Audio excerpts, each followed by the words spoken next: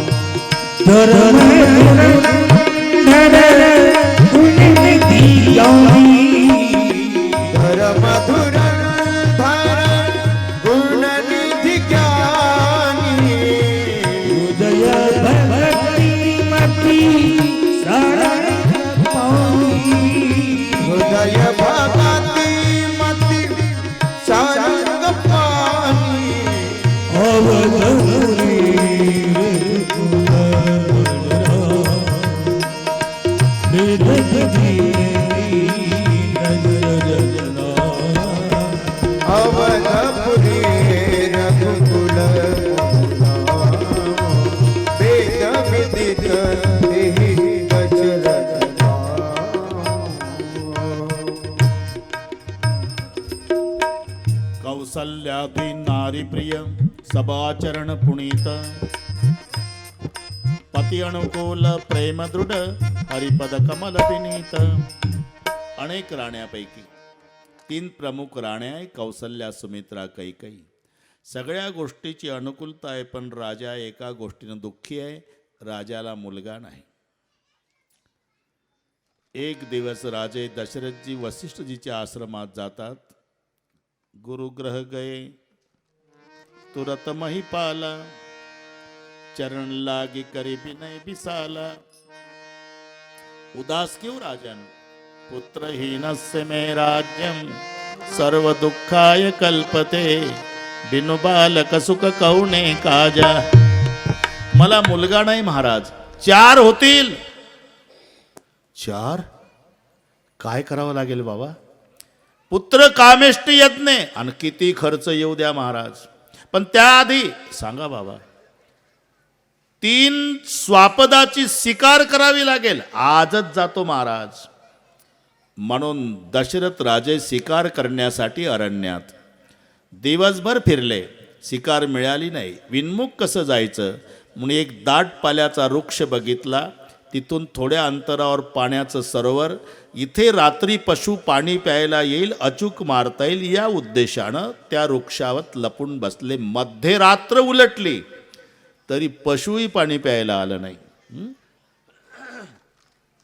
पण योग असा, आपल्या आंधळ्या मायबापाला कावडीमध्ये बसवून काशी यात्रेला निघालेला श्रावण. यज्ञदत्त श्रावणाच्या पित्याचं नाव आणि शूद्री हे मातेचं नाव. जन्मांध आहे, त्याचा मागचाही संदर्भ आहे. काशीनाथ महाराज, ते आग लागली जंगलाला, आग लागली, पिलू सगळे पक्षी पडून जातात. हे नरमादी पक्षी पळून गेले, हे पिलू जंगलात चिवचिव चिवचिव करतं, आग लागलेली आहे, मायबाप पक्षी पळून गेले.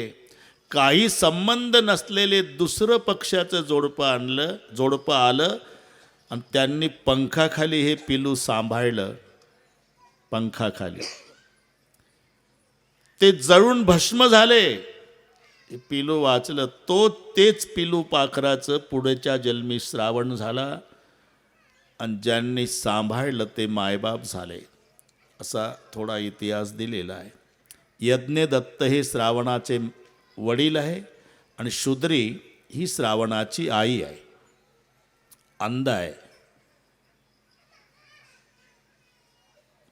मायबापाची सेवा. बंडूदेवा, सकाळी मायबाप उठायच्या आधी श्रावण उठायचा, कारण दिसत नाही, आंधळे आहे. हाताला धरून देहधर्माला न्यायचा, तिकडनं आल्यावर आंघोळा घालायचा, मग दुपारचं जेवण, रात्रीचं जेवण आणि मायबापाला झोप लागेपर्यंत आंधळ्या मायबापाचे पाय चेपायचा श्रावण. झोप लागल्याची खात्री झाली म्हणजे स्वतः जेवून शेजारीच झोपायचा. पुन्हा ते उठायच्या आधी हा उठायचा. एक दिवस पाय चेपत असताना आंधळी माय आणि आंधळ्या बाप श्रावणाला म्हणाला, बाळा, काय आई काय बाबा, मानवाचा जन्म पुन्हा नाही म्हणतात. नाही आई, शेवटची पाळी, एक मनुष्य जन्म. हिम्मत होत नाही बाळा, पण सांगावंसं वाटतं. बोला ना आई, बोला बाबा. या जन्मी काशीच्या विश्वनाथाचं आम्हा आंधळ्यांना दर्शन व्हावं एवढी इच्छा आहे. त्याच वेळेला निर्णय घेतो श्रावण. कावड तयार केली, आंधळे मायबाप कावडीत बसवले आणि श्रावण यात्रेला निघाला. त्या अरण्यात आला, ज्या अरण्यात राजा दशरथ सरोवरा शेजारच्या दाट पाल्याच्या वृक्षात शिकार करण्यासाठी लपून बसला. रात्रीचे 12 वाजले. तहान सायंकाळपासूनच लागली. आंधळ्या मायबापाला पण संकोच वाटला की किती त्रास आपल्या लेकराला आपण देतो. आपला दोघाचाही बोझा त्याच्या खांद्यावर घामाघूम धापा टाकतंय लेकरू, रात्रंदिवस चालतंय. आता तहान लागलेली आहे संध्याकाळची, पण जंगलात कुठे पाणी शोधायला जाईल म्हणून माय बापाने रात्री 12 पर्यंत तहानेचं दुःख सहन केलं आणि मग मात्र कासावीत झाले. रात्री 12ला म्हणाले, श्रावणा, काय आई काय बाबा, सायंकाळपासून तहान लागली रे बाळा, पण किती रे त्रास द्यायचा म्हणून आम्ही सहन केलं राजा, पण आता पाण्या वाचून प्राण जातो, पाणी पाज. कावड लटकवून दिली. श्रावण पाण्याच्या शोधार्थ निघाला. योग असा तो तिथे आला जिथे राजा दशरथ शिकार करण्याच्या उद्देशानं दाट पल्याच्या वृक्षात लपून बसलेला आहे. रात्रीचे 12 वाजलेले आहे. श्रावणानं सरोवरातलं पाणी बघितलं. निर्धनाला धन प्राप्त व्हावं एवढा आनंद श्रावणाला झाला. मायबाप तहानलेले आहे. संध्याकाळपासून आता मध्यरात्र आहे आणि म्हणून घाईनं बुडवला कमंडलू. घाईनं बुडवल्यामुळे पाणी भरण्याचा आवाज मध्यरात्री शांत वातावरणात राजा दशरथाच्या कानी आला आणि राजाच्या लक्षात आलं कोणीतरी पशु पाणी पितय. लक्षवेधी बाण मारण्यात तरबेज असणारा राजा दशरथाचा बाण सुटला. सू सू सू सू आवाज करीत श्रावणाच्या मर्मी बाण लागला आणि श्रावण धप्प दिशी खाली कोसळला. कमरेपासून अर्धा पाण्यात आहे, अर्धा जमिनीवर आहे, उलटा पडलेला आहे. वक्षस्थळात बाण फसलेला. खूप ताकद लावतो, छातीतला बाण उपसून बाजूला फेकतो, आचके देतो, पाय झटकतो, डोळे फिरवतो. काळा कुरळ्या जठा विखुरलेल्या मनुष्यवाणीनं वरडून खाली कोसळलेला श्रावणाचा शब्द राजा दशरथाच्या कानी आला. ते पूर्वी कविता होती, बऱ्याच लोकांना पाठ आहे. शर आला तो धावून आला काळ, विव्हळला श्रावण बाळ. हे आई ग दीर्घ फोडून हाक, तो पडला जाऊन झोक यई राजाच्या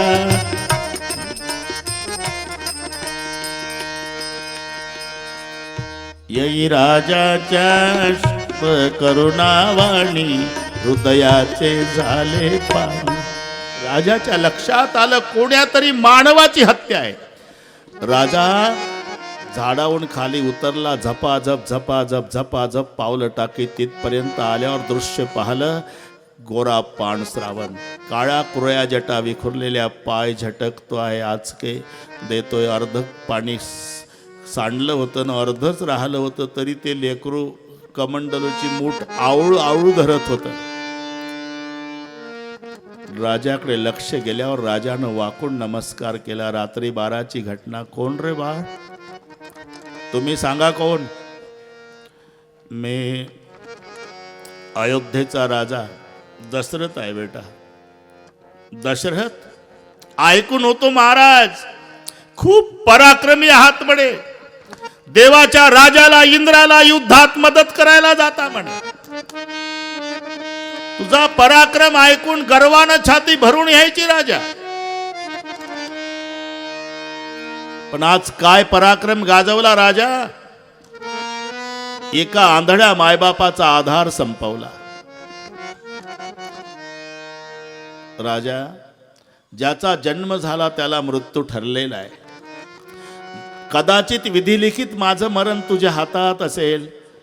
माझा प्राण जातो याचं मला दुःख नाही राजा. पण माझे आंधळे आहेत मायबाप, त्यांना माझ्याशिवाय कोणी नाही. काशी यात्रेला मी त्यांना घेऊन निघालो होतो. काशी विश्वनाथाच्या दर्शनाची त्यांची इच्छा अपूर्ण राहिली याचं दुःख नाही. माझा प्राण जातो राजा याचंही दुःख नाही. पण माझ्यावर माझ्या मायबापाचं एवढं प्रेम. सायंकाळपासून तहान लागली.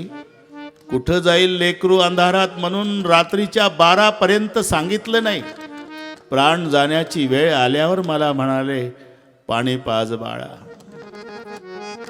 मम माता रे माय बाप तहानलेले, तरू खाली असेल बसेल. कावड त्यांची घेऊन मी काशीला चाललो तीर्थयात्रे. घात केला राजा. मी आताही सुखानं प्राण सोडतो. फक्त मला वचन दे, तुझ्या आंधळ्या मायबापाला पाणी पाजवील म्हणावं. ढस ढसा रडला राजा. सांगितलं, बाळा चुकलं माझं. मी तुझ्या आंधळ्या मायबापाला पाणी पाजील, पण राहू दे ते, मला क्षमा कर.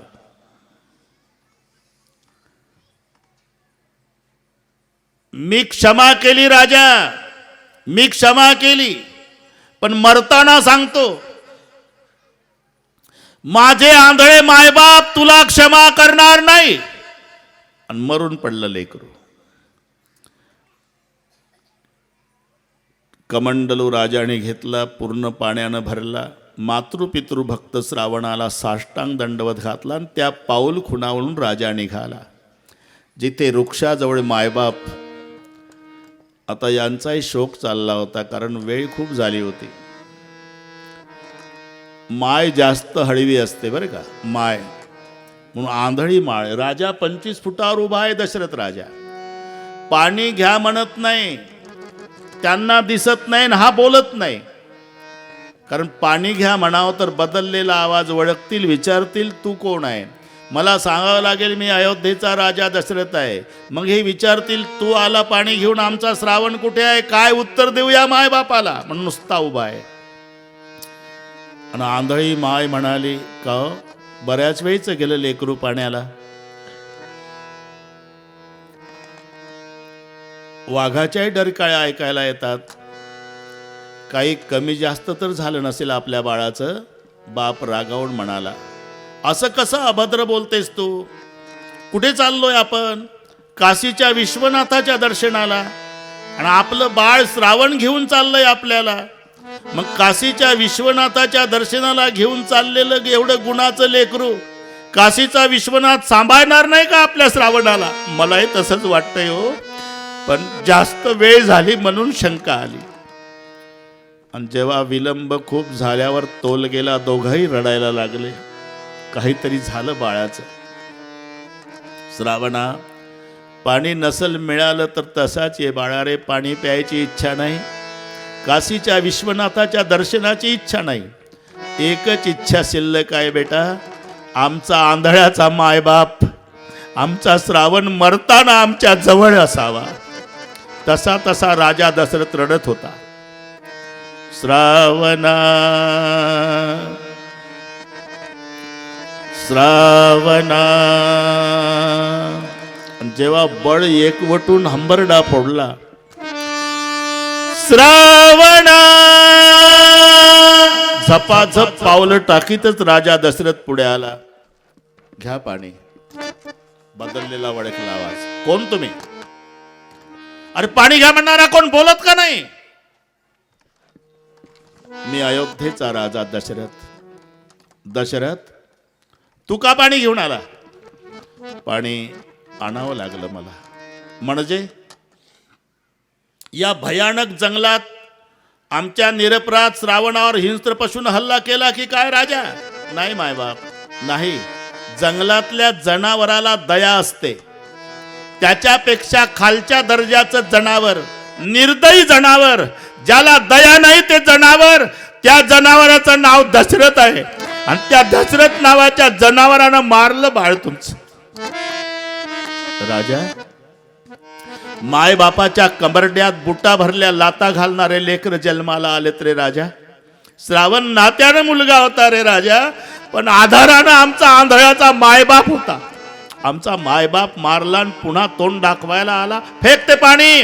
पाणी पिणार नाही, प्राणही ठेवणार नाही. पण लक्षात ठेव राजा, आम्ही आमच्या पुत्राच्या वियोगानं मरतो, तूही तुझ्या पुत्राच्या वियोगानं मरशील. आता आमचा श्रावण पाणी पाजायला नाही, मरायच्या वेळेला तुझं एकही लेकरू तुला पाणी पाजणार नाही. आणि प्राण सोडला. तिघाची एकत्रित चिता रचली. दहनविधीचा कार्यक्रम राजा दशरथानं. आणि अंधारातच पहाटे पहाटे राजे अयोध्येत आले. आल्या आल्या कौसल्याच्या सुमित्रेच्या महाली गेले नाही, कैकईच्या.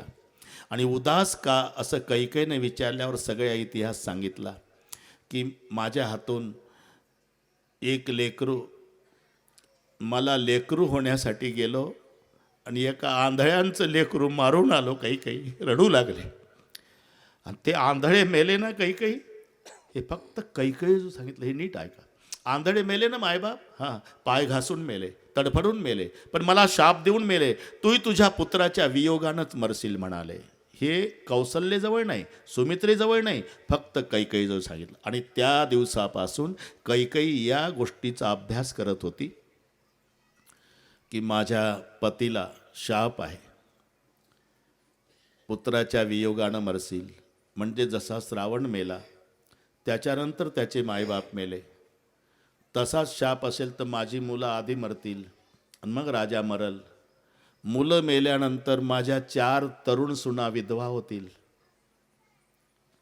एक केलं तर त्यांचा शापच खरा करून दाखवायचा आहे ना, मग मी असं करेल. ज्याच्यावर जास्त प्रेम आहे त्या मुलाला वनवासात हाकलून देईल, म्हणजे वियोग घडल, आंधळ्यांचा शाप खरा होईल. वियोगानं राजा दशरथ मरल. राजा दशरथ मेल्यावर आम्ही तिघी जणी म्हाताऱ्या आहोत. आम्ही विधवा झालं तरी चालेल, पण माझ्या 4 तरुण सुनांचं कुंकू पुसल्या जाऊ देणार नाही. म्हणून मी कैकेयीच्या पार्टीनं बोलत नाही. एक एक पात्र वेगळे चिंतन करा. आपण लक्षात येईल. विभांडकाचे पुत्र शृंग ऋषी, शृंग ऋषीला यज्ञाच्या करता पाचारण केलं. यथासांग रीते यज्ञ पार पडला. अंतिम आहुती, ते मोबाईल बंद करा बुवा, बंद करा. ते बिमाऱ्या झाल्या सुरू. असे कोणते महत्वाचे काम असतात हे कळत. अंतिम आहुति यज्ञ कुंड में डाली गई तो यज्ञ नारायण प्रकट हो गए. सभी ने जय जयकार की. बोलिए यज्ञ नारायण भगवान की. यज्ञ नारायणाच्या हातात प्रसाद पात्र आहे.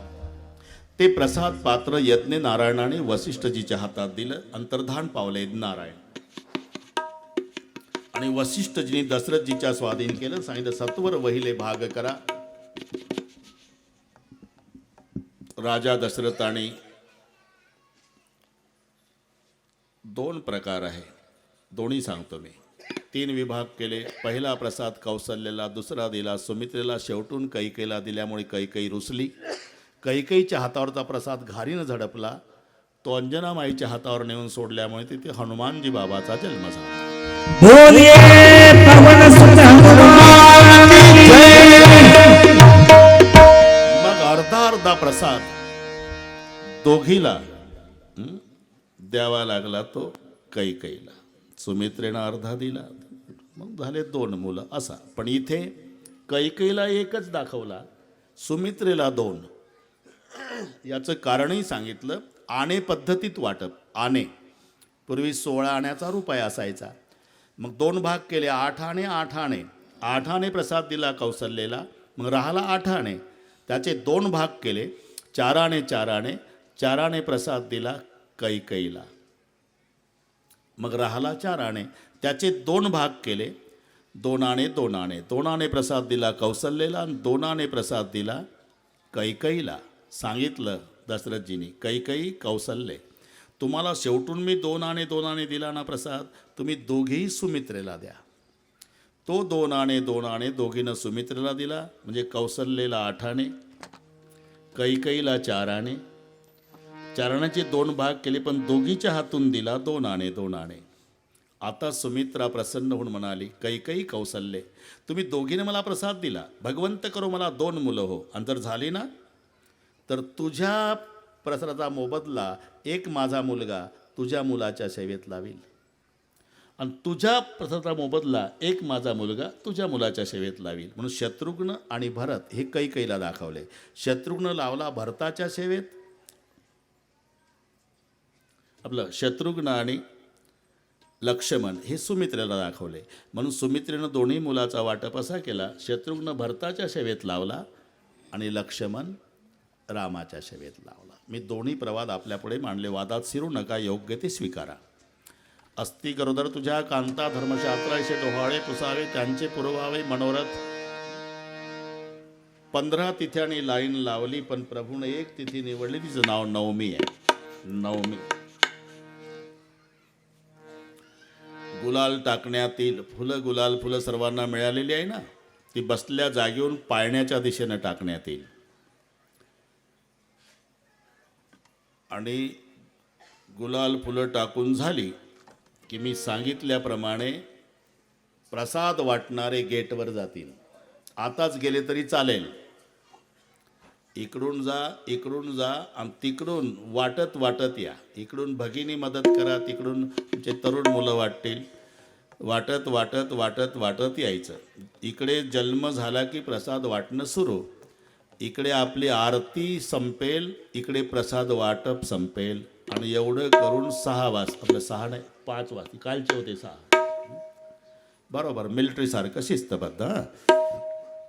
सर्वांनी इकडे लक्ष द्या.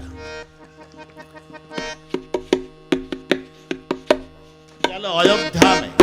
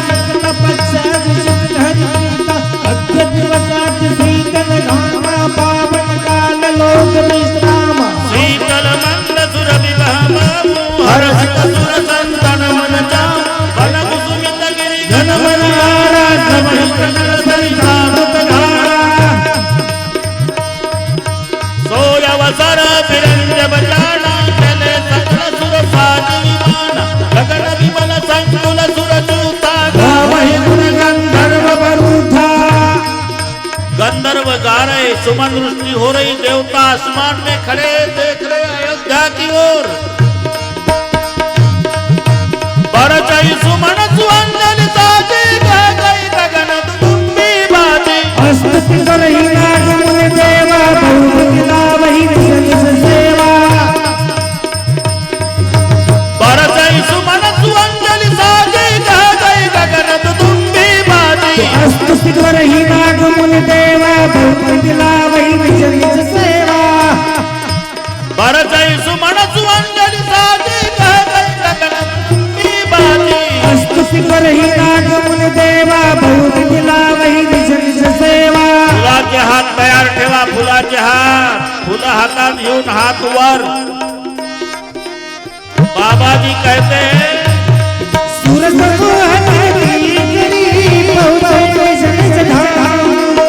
समूह विनती करी, पहुँचे निज निज धाम। जगत निवास प्रभु प्रगटे, अखिल लोक विश्राम। सियावर रामचंद्र की जय, उमापति महादेव की जय, पवन सुत हनुमान की जय, बोलो भाई सब संतन की जय।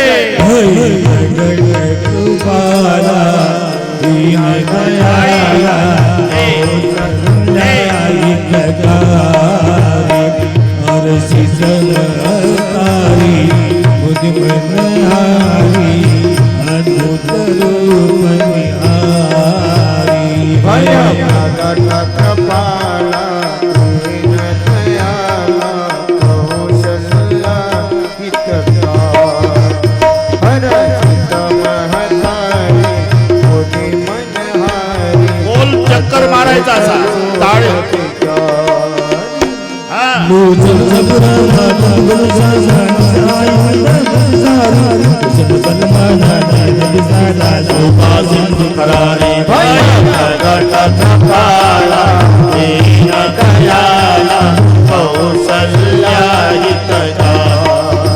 टाळी वाजवायची, प्रसाद मिळाला खाऊन टाका, भजन करायला हात रिकामे।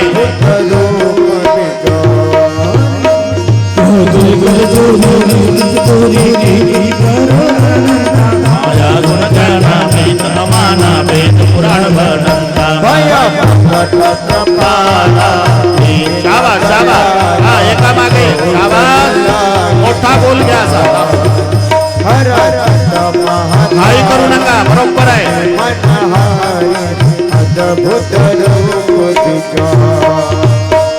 करुणा सागर संपूर्ण आगर, जय गावाई सुख संता। अमृत लागे जन अनुरागे, भयो प्रगट श्री संता।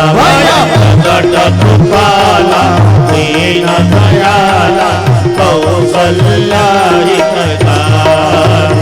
हरसित महतारी, मोठे मनहारी, अद्भुत रूप विचारी।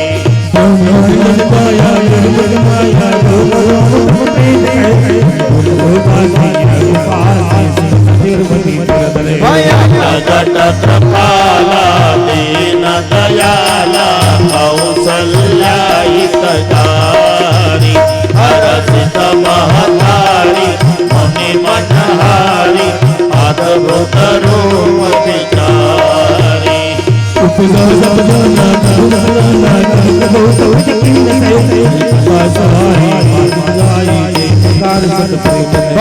जगत कृपाला दीन दयाला, कौसल्या हितकारी। हरसित महतारी, मुनि मनहारी, अद्भुत रूप विचारी।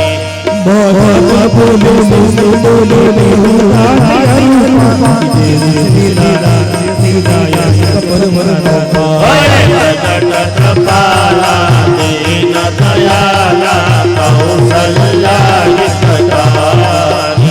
हरसित महतारी, मुनि मनहारी, अद्भुत रूप विचारी।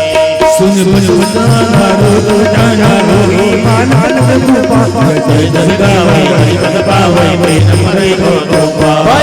जगत कृपाला दीन दयाला।